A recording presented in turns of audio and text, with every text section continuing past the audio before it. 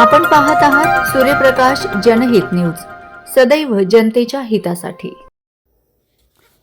नमस्कार। आजच्या घडामोडीत थेट तुमच्यापर्यंत। धुळे महापौरपदी मायादेवी परदेशी यांची निवड निश्चित। महापौर दालनाचे काम युद्धपातळीवर। बातमी सविस्तर।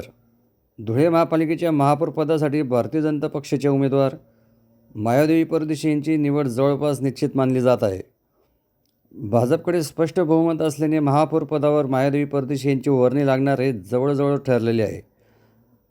या पार्श्वभूमीवर महापालिकेतील महापौर दालनाचे काम युद्धपातळीवर सुरू करण्यात आले आहे। दालनाची साफसफाई, रंगरंगोटी, फर्निचर व अंतर्गत सजावटीचे काम वेगाने सुरू असून नवीन महापौराच्या पदभार स्वीकारण्यासाठी प्रशासन सज्ज झाले आहे। महापौर निवडीनंतर शहराच्या विकासाशी संबंधित निर्णयांना गती मिळणार असल्याची अपेक्षा व्यक्त केली जात आहे।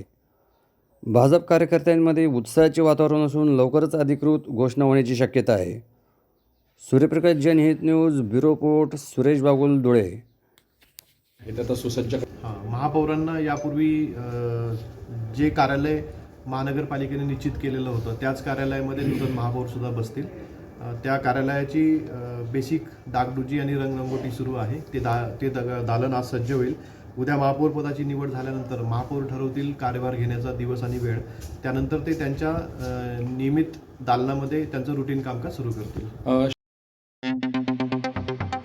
आपण पाहत आहात सूर्यप्रकाश जनहित न्यूज, सदैव जनतेच्या हितासाठी।